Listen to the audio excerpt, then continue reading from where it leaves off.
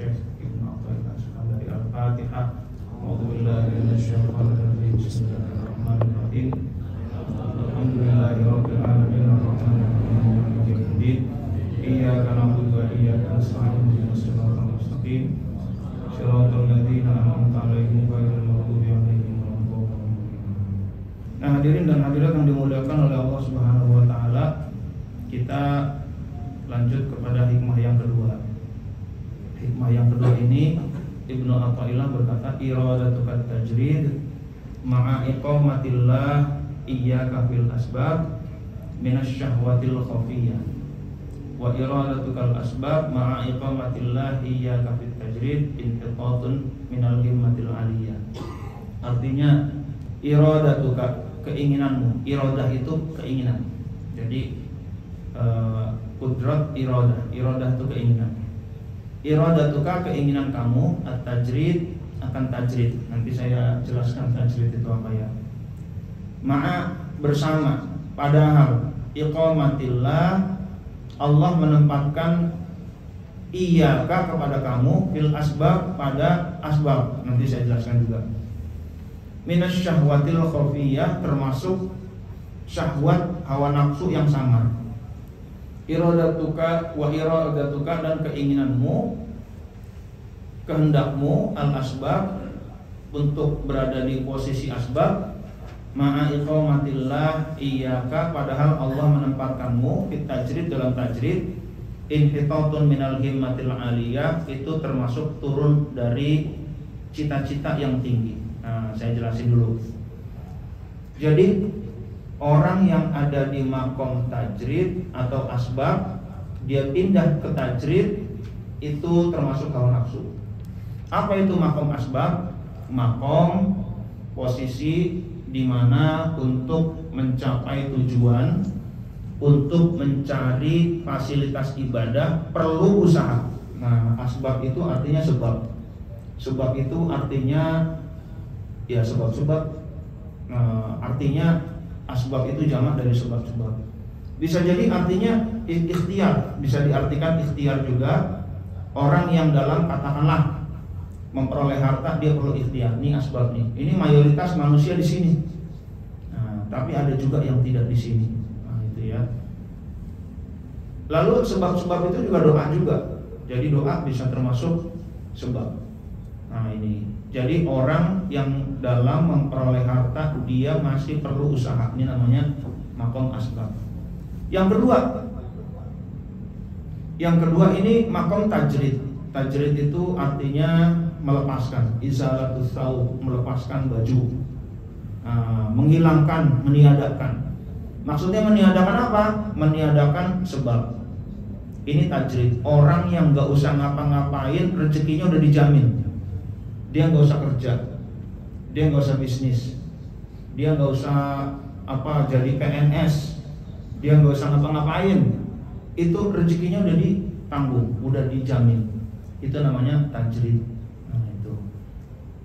Jadi ada orang yang posisinya asbab. Siapa orang-orang yang asbab ini? Antara lain ya, asbab kuadran. Padahal ini cash flow kuadran ya, cash flow kuadran. Awalnya dari employee. Employee itu you have a job, 5% wealth. Artinya kamu menukar waktu dengan uang. Ini employee. Yang kedua, you own a job, kamu punya pekerjaan. Ini juga masih menukar waktu. Kayak dokter, kayak konsultan, dia tukar waktunya dengan uang. Yang ketiga, business owner, punya tim inilah yang digerakkan untuk menghasilkan uang, business owner. Maka kalau masih sendiri namanya dagang. Misalkan dagang jus gitu ya.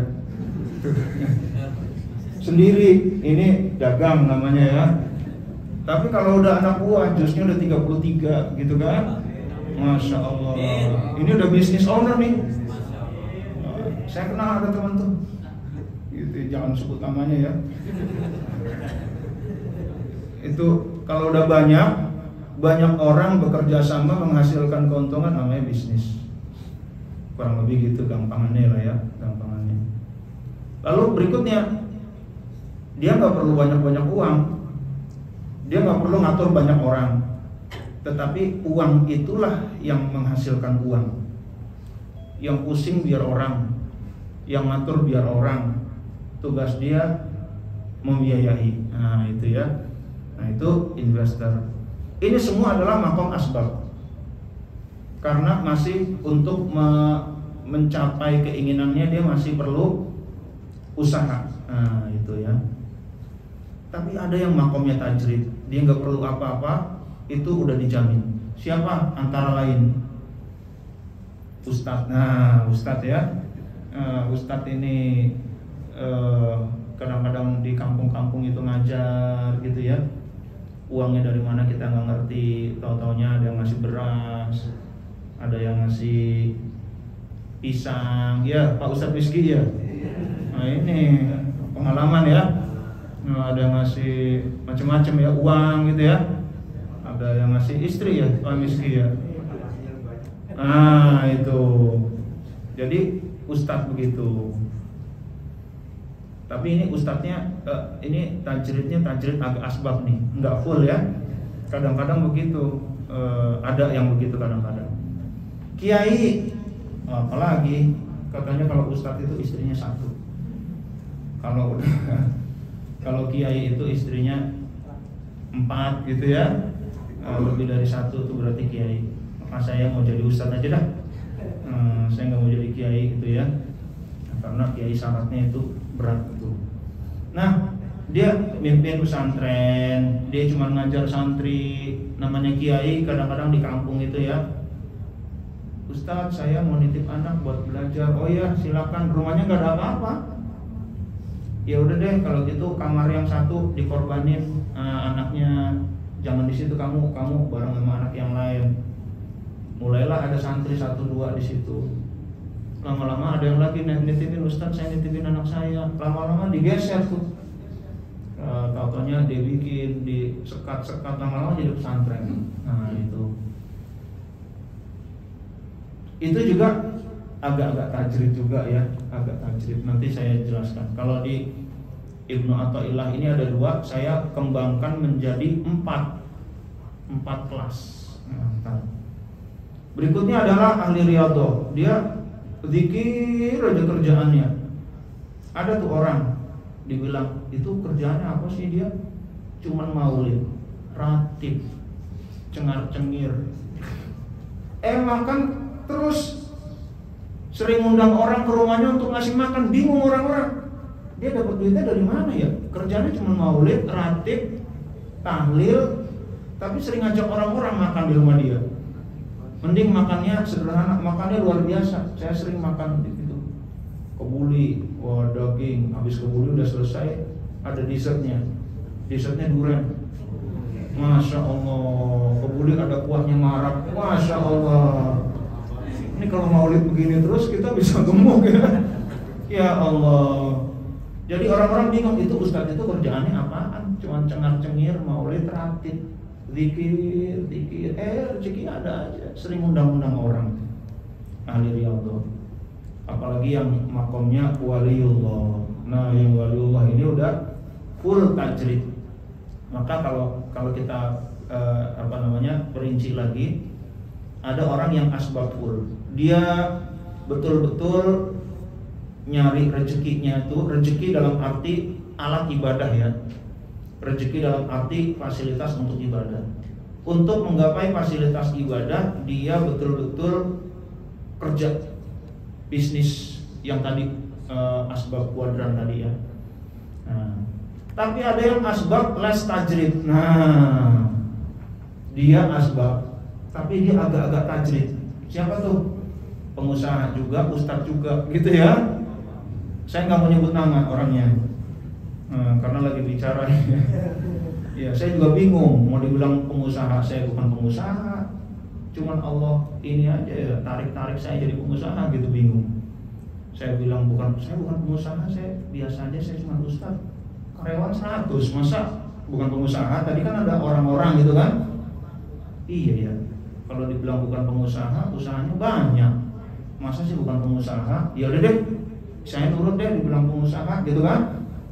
Padahal saya merasa biasa-biasa aja, bukan pengusaha. Saya cuma ngaji gitu kan, baca kitab gitu. Tapi Allah takdirkan. Nah ini takdir Allah kita susah nih, susah. Takdir Allah susah kita hindari. Dari dulu saya udah dibilang sama mentor saya, kamu yang benar jadi ustadz apa jadi pengusaha nih, satu-satu jangan cerah gitu ya. Usaha aja bagus juga, ustadz aja, jangan ustadz pengusaha juga. Saya pikir gimana ya Allah ngasihnya begitu. Ya udah deh, saya bilang Wali Songo pengusaha juga, dai juga. Nah itu yang menyebarkan agama Islam, iya juga kata dia gitu kan. Ya udahlah kita jalanin aja lah takdir kita. Ternyata dijalanin takdir, loh kok usaha berhasil, berarti kan Allah takdirkan di situ. Nanti ada tanda-tanda Allah ridho terhadap posisi kita, nanti ada, insya Allah. Nah jadi ada asbab les tajrid. Di satu sisi rezeki suka ada aja, gitu ya. Ini kayak saya lah gitu ya. Asbab pada dasarnya saya nih di makom asbab. Saya ini ya bisnis lah gitu ya. Tapi kadang-kadang ada yang di luar prediksi kita, totalnya dapat rezeki, totalnya begini, Allah mudahkan begitu. Ada tajrid tapi less tajrid, ibaratnya jus less ice lah gitu ya. Ya ada less ice berarti esnya dikit gitu jusnya itu kan, alpukatnya banyak gitu ya. Entar kita dapatnya apa kira-kira lu ya? Ya ibaratnya less nih, dikit lah tajridnya ada. Ada juga tajrid les asbab. Dia ngajar tapi ya ngajar ya ada tarifnya juga gitu kan. Nah ini ngaji di sini wah bayar sekian gitu. Ya nggak apa-apa juga. Soalnya kenapa? Dia kuliahnya juga pakai duit juga. Jadi kalau dia ngaji pakai tarif, itu dokter pakai tarif boleh. Kenapa ngaji di sini nggak pakai tarif? Pakai tarif nggak boleh gitu kan? Kuliahnya sama-sama bayar. Nah itu. Bahkan kuliahnya kadang-kadang ke luar negeri, ke Mesir, ke apa itu, Kairo, lalu ke Maroko, universitas tertua di dunia gitu kan. Nah, ke Libya dan lain sebagainya. Mahal. Kalau cerita mahal bisa mahal juga. Lalu yang keempat adalah tajrid full. Inilah waliullah. Ini tajrid full, orang yang nggak pakai apa-apa, dia cuma doa aja, itu bisa jadi emas lah itu batu-batu itu ya. Kayak Sunan Bonang, mau emas kepada Sunan Kalijaga, tuh ambil tuh buah kolang-kaling jadi emas. Kalau tajrid full yang pernah saya ceritakan, putra pangarsa Bahanom Haji Dudun almarhum, orang mau pamit, tau-taunya salaman sama dia, nempel, ada uang 2 juta. Orang pengen apa, set nih batu gitu kan, itu udah tajrid full tuh. Maka orang-orang seperti almarhum Haji Dudun kalau kerja dia salah. Nah itu. Maka saya kembalikan kepada ini hikmah kedua, keinginanmu untuk tajrid. Padahal Allah menempatkanmu pada asbab, harusnya berusaha. Ini termasuk hawa nafsu yang samar. Ibnu Athaillah sendiri lapor ke gurunya. Ibnu Athaillah itu dosen ya, dosen. Lapor ke gurunya Abul Abbas Al-Mursi, wahai Syekh, saya pengen kayak panjenengan aja deh, zikir gitu kan. Udah meninggalkan dunia, meninggalkan profesi saya. Padahal dia dosen, profesor lah begitu ya. Jangan tinggalkan. Kamu ada di dunia kamu profesional, kamu dosen. Ada orang yang izin ke Habib, saya mau izin, kenapa? Saya pengen zikir aja dah, iktikaf, saya pengen berbulan-bulan, saya pengen dekat dengan Allah. Padahal dia pengusaha nih. Ini termasuk hawa nafsu. Nah, kenapa?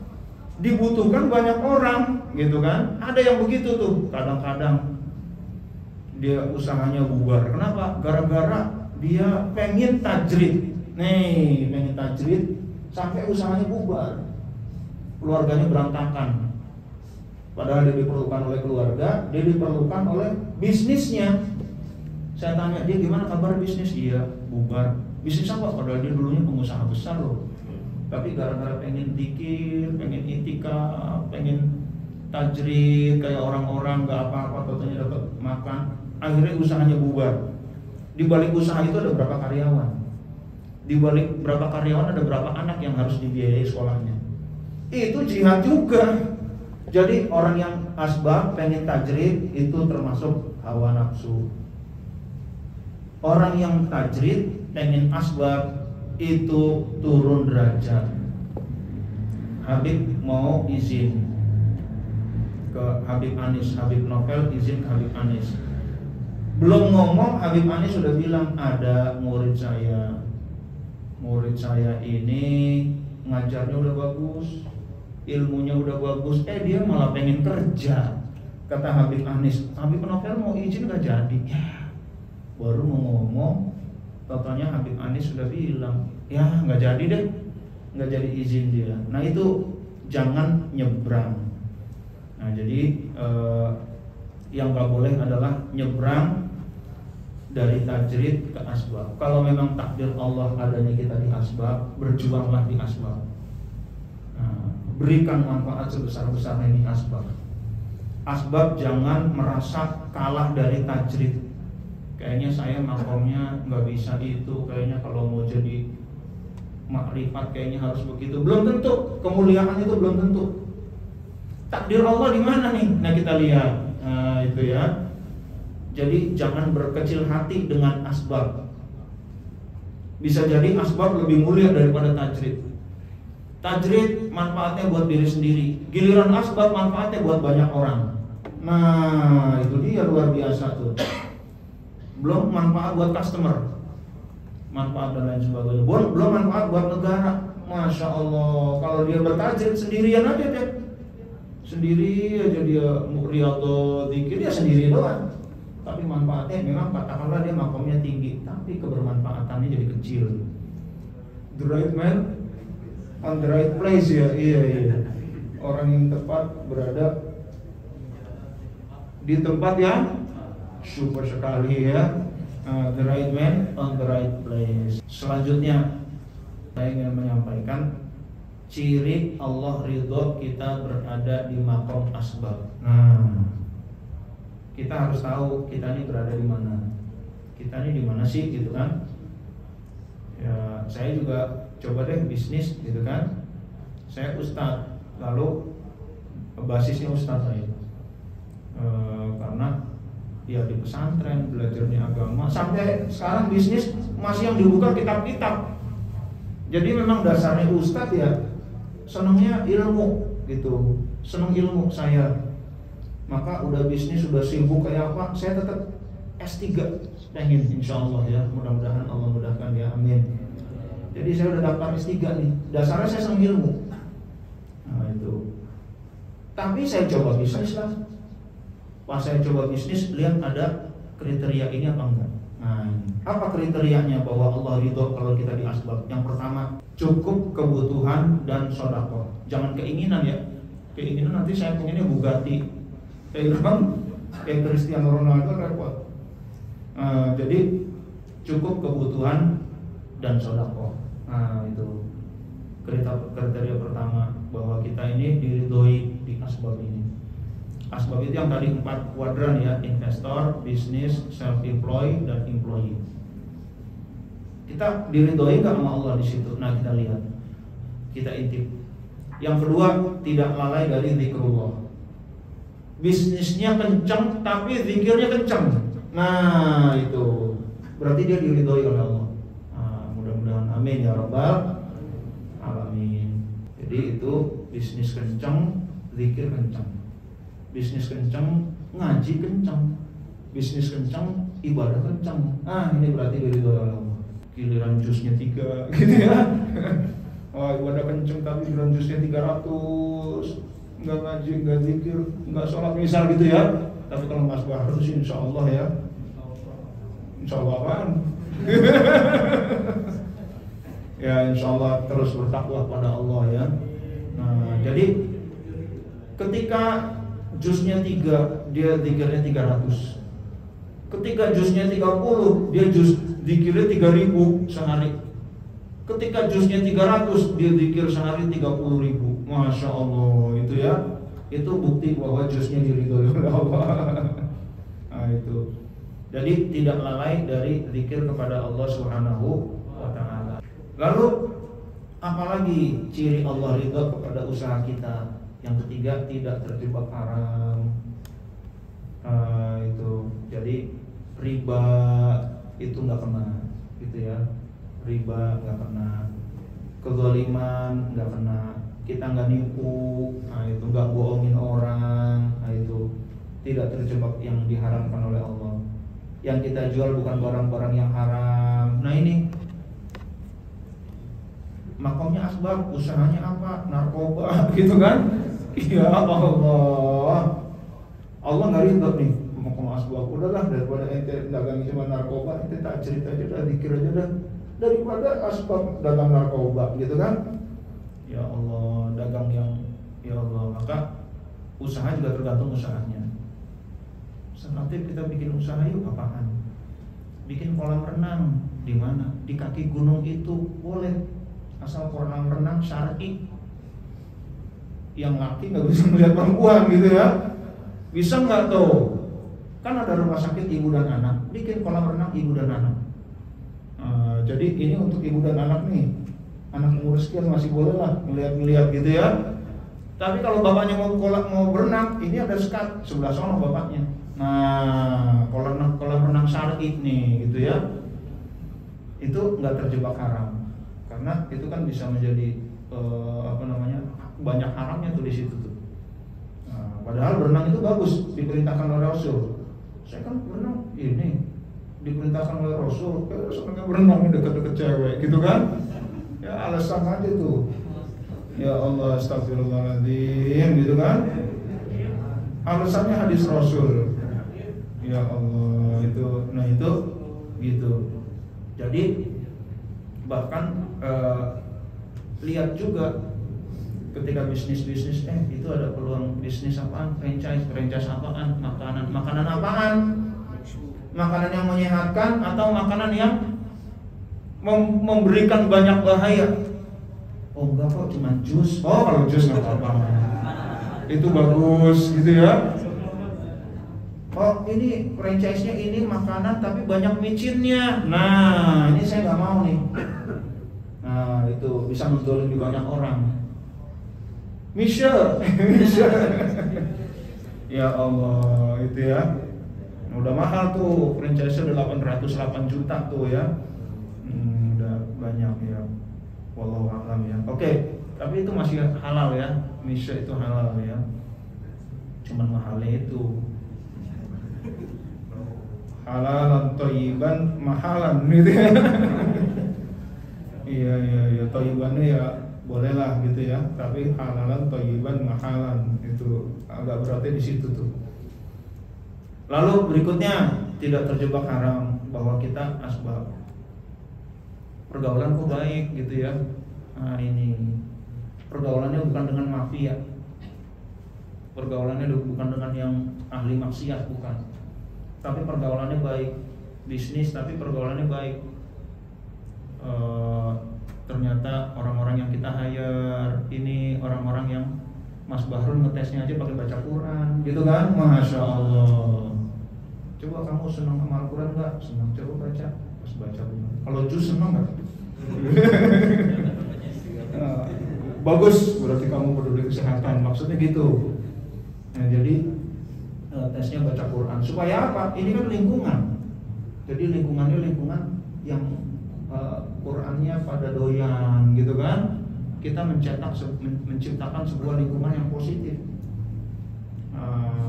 Supplier, alhamdulillah dilalah itu dapatnya yang bagus-bagus, gitu kan? Mitra-mitra itu yang bagus-bagus. Nah itu namanya pergaulan baik. Nah itu mudah-mudahan Allah ridho.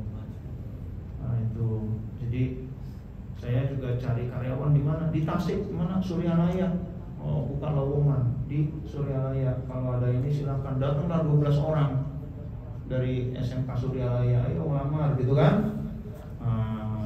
Zikirnya bagus, gitu kan? Alhamdulillah tuh.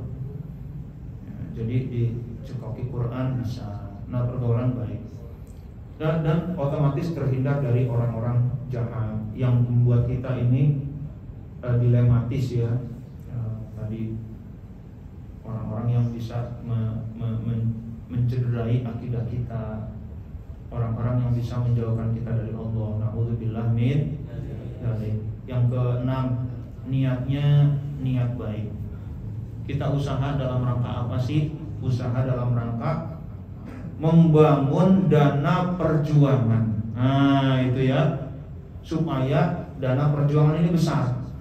Nah, maka waktu itu orang yang sangat saya hormati, tapi saya nggak sebut nama. Udah kamu satu-satu aja, bisnis atau ustadz dakwah. Kita lihat aja deh.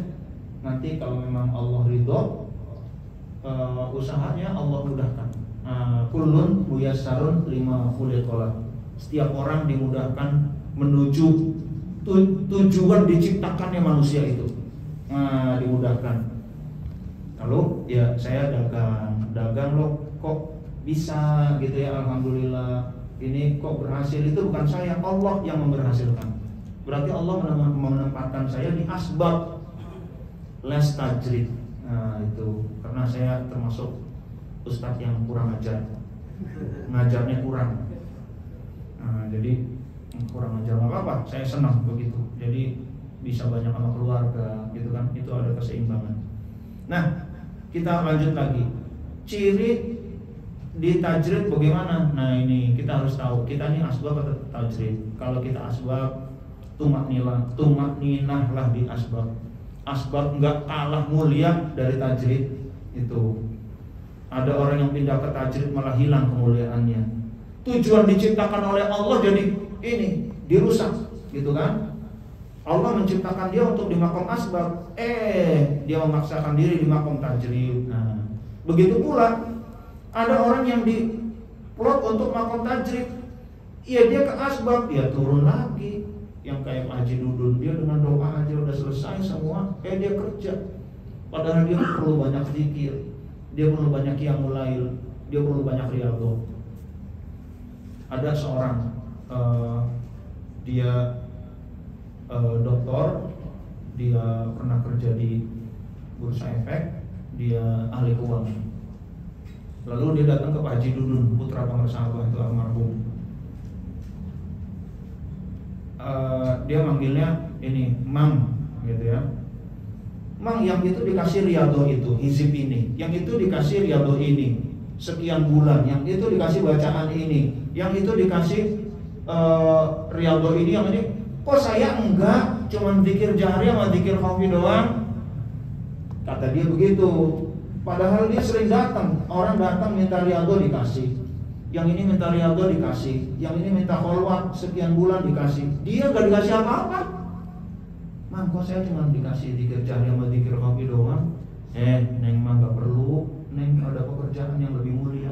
Nah, gitu ya. Ternyata di komisaris, menjadi komisaris di sebuah perusahaan.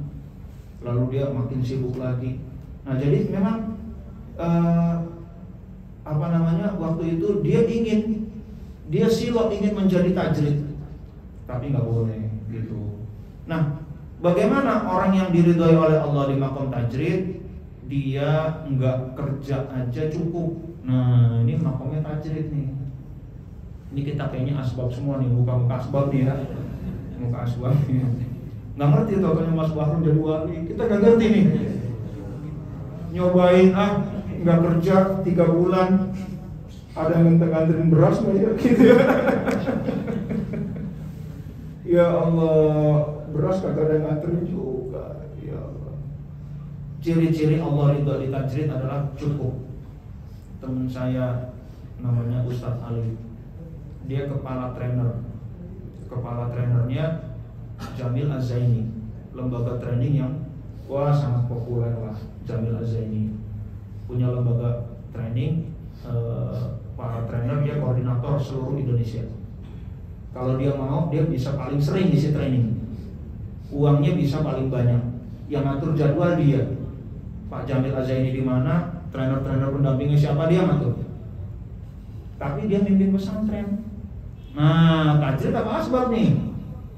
Akhirnya dia mimpin pesantren. Kata Gusmat, seorang ikhwan TKN, kamu punya pesantren, maka kamu reminlah yang namanya punya telur. Kalau nggak diremin ya nggak jadi.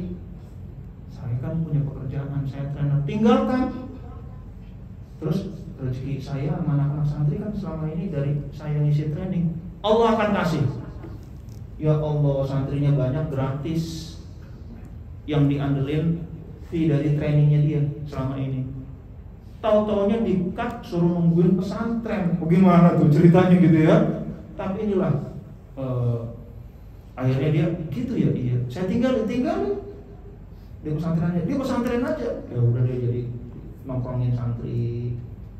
Tapi akhirnya berhasil, Qurannya jadi bagus gitu kan. Dan lain sebagainya. Makannya tiap hari, nggak pernah beli beras. Sampai sekarang nih udah setahun lebih dia nggak pernah beli beras. Contohnya ada yang nganter sekarung beras, ada yang nganter 1 peti telur, ada yang nganter mie instan beberapa dus. Dia bingung, ini dari siapa? Nggak tahu, tadi ada orang nganter. Lalu punya nasi nggak punya lauk, gimana ya? Coba cek rekening kita. Oh, baru kemarin cek nggak ada. Ya coba cek lagi, barangkali aja ada, gitu kan? Pas dicek ternyata ada uang, masya Allah. Jadi dia bingung tuh, ini dari siapa, yang ngasih siapa, nggak ngerti dia. Dia tadinya makomnya asbab, tapi ditarik untuk tajrid. Nah itu ya, siapa yang bisa narik, siapa yang bisa ngasih isyarat? Guru mursyid. Jadi kalau kita mau tahu kita di asbab atau tajrid, tanya guru mursyid, atau tanya orang yang dekat dengan guru mursyid, yang nyambung dengan guru mursyid. Gusmat itu murid yang sudah nyambung dengan pengarsaabah.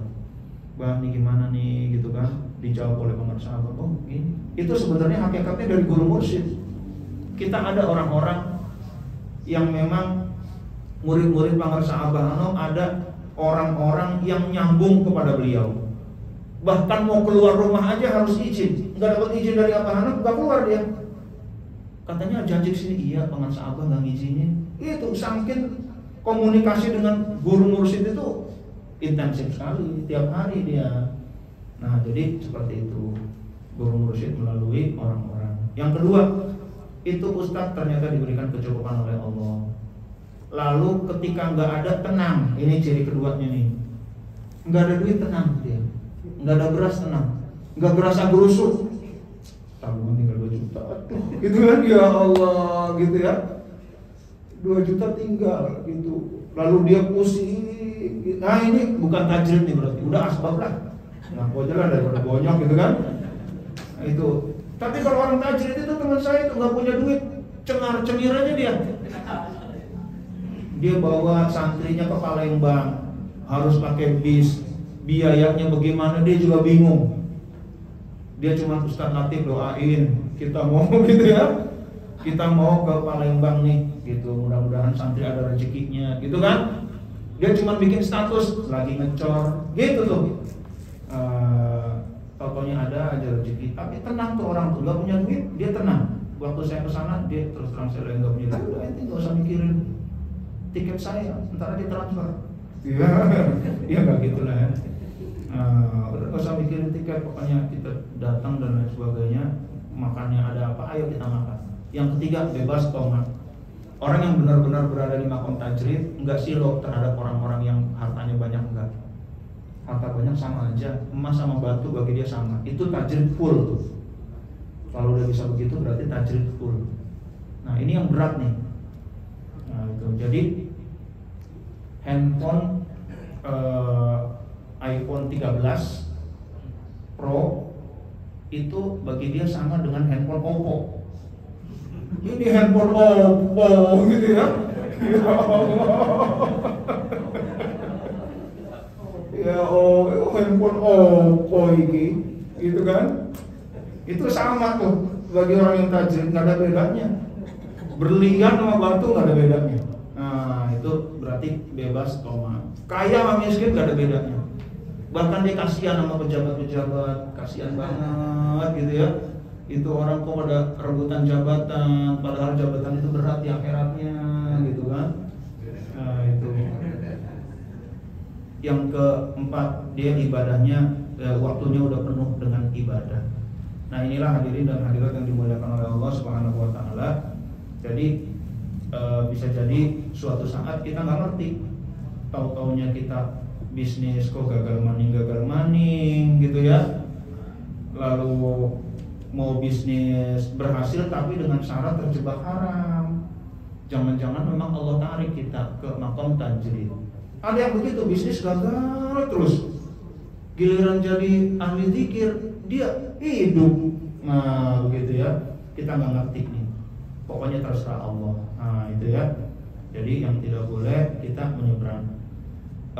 Boleh menyeberang asal dengan syarat petunjuk guru atau dengan syarat lihat indikator-indikator yang jelas. Tautonya kok kita bisnis bergaulnya sama orang-orang jahat, tautonya haram terus, giliran bisnis lupa sholat, oh berarti kita nggak diridhoi oleh Allah Subhanahu wa taala. Nah begitu ya. Jadi hadirin dan hadirat yang dimuliakan oleh Allah Subhanahu wa taala, saya tambahin hikmah ketiga.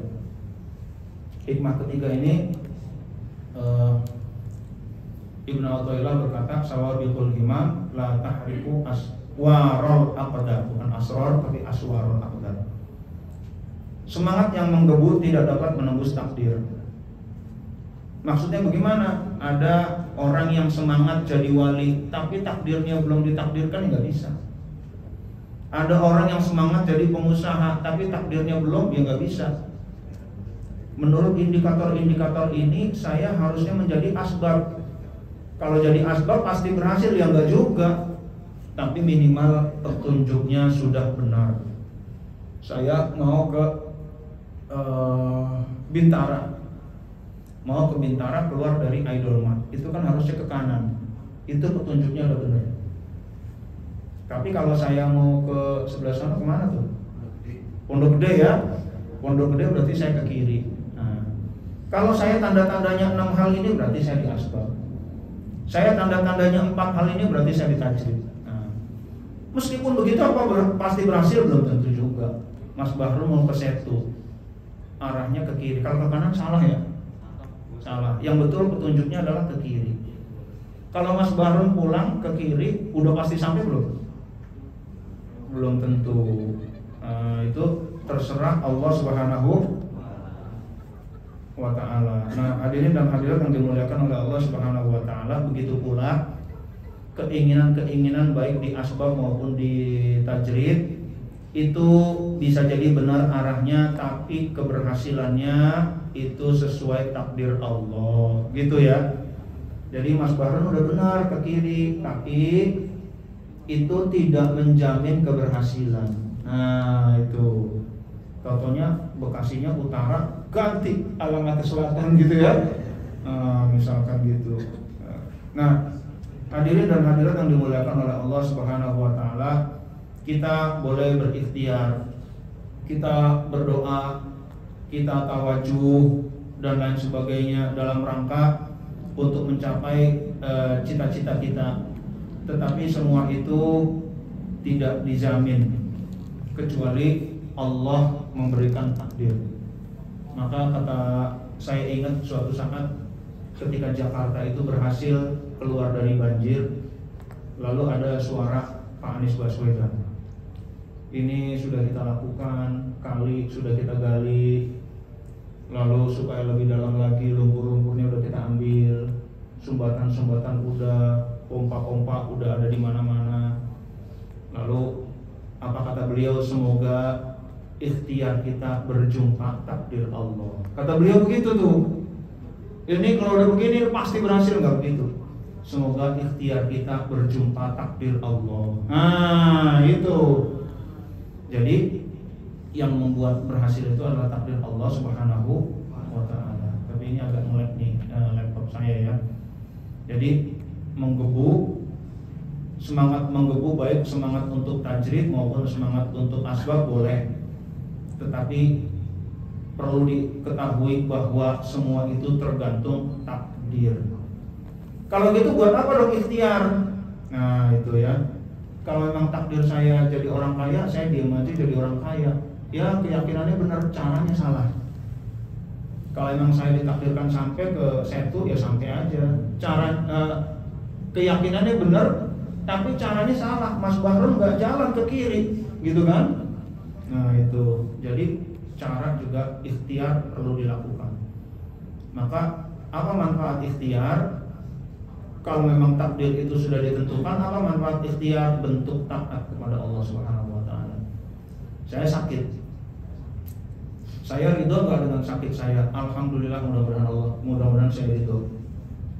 Kemarin Ustaz Tori datang, gimana Ustaz? Iya nih, alhamdulillah, mudah-mudahan sakit ini menjadi penghapus dosa-dosa saya banyak dosa, atau Allah ingin angkat derajat saya bersyukur, saya senang. Alhamdulillah, Allah beri penyakit, gitu kan? Tapi apakah saya nggak berobat? Nah ini dia nih. Tapi di satu sisi Allah kan ngasih, nitipin fisik kepada saya. Latif, aku titipin fisik kepada kamu. Ketika sakit kenapa nggak kamu rawat? Nah nanti bisa kena pasal lagi nih. Nah itulah ikhtiar. Jadi ya Allah, aku berobat. Barusan saya bilang sama istri, saya berobat bukan berarti nggak ridho terhadap takdir Allah saya sakit, tetapi Allah titipkan ini semua, ini harus saya rawat. Kalau saya nggak rawat, saya dianggap berkhianat terhadap amanat Allah. Maka setelah saya berobat sembuh, alhamdulillah. Kalau Allah nggak ngasih kesembuhan, alhamdulillah. Gitu, mudah-mudahan bisa begitu ya. Mudah-mudahan. Pengaruh sahabat juga gitu, udah diobatin, dihargain. Ada tabib datang, bah sakit ini apanya sakit, boleh nggak saya mangga, gitu kan. Jadi ada orang datang mengobati Abah Hanum dalam rangka, Abah Hanum itu dalam rangka menghargai orang lain itu ibadah. Mangga diobatin.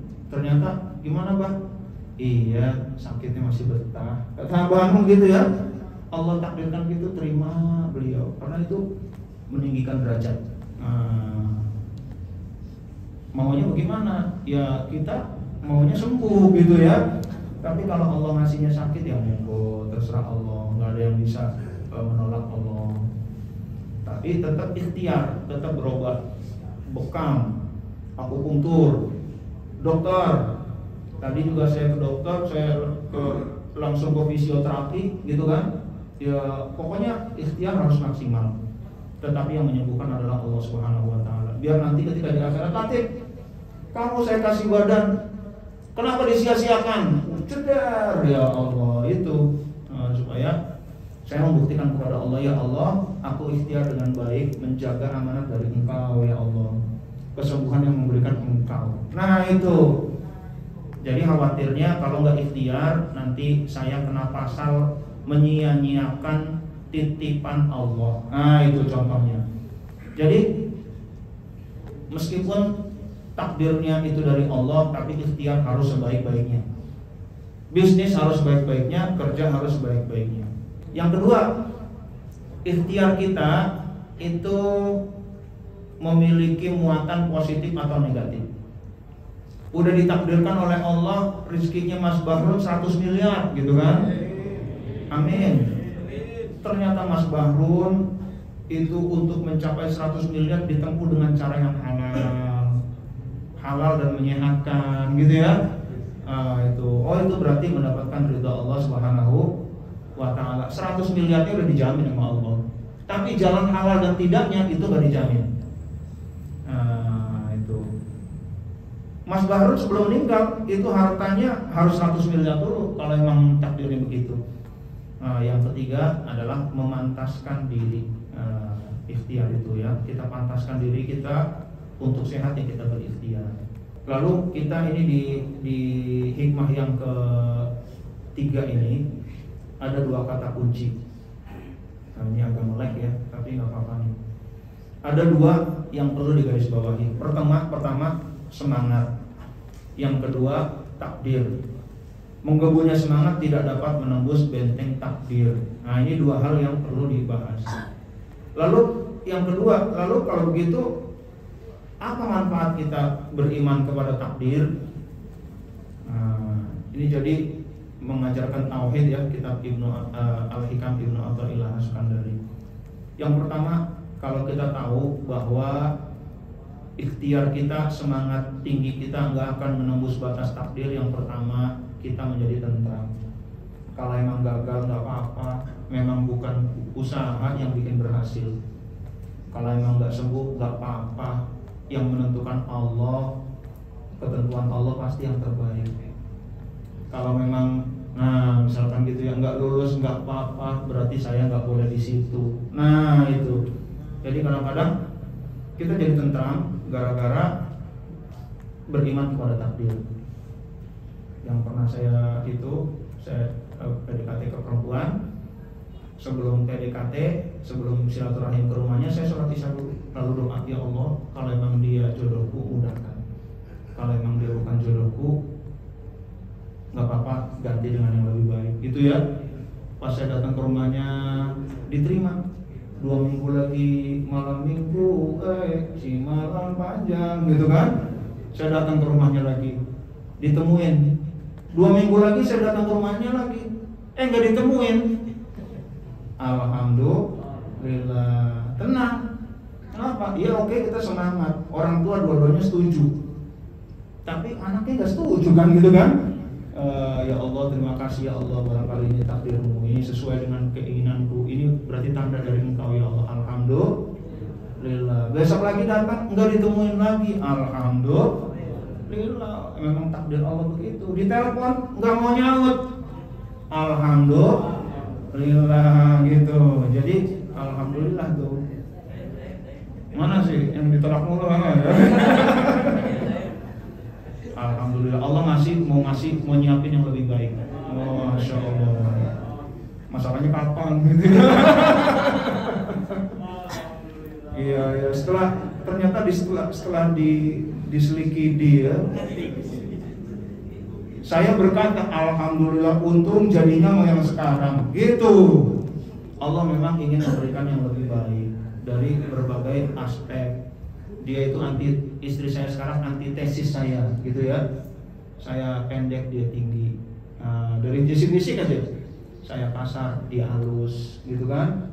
Saya elek, gitu. Antitesis lah dari berbagai aspek. Oh, ini keseimbangan. Ya, jadi itu.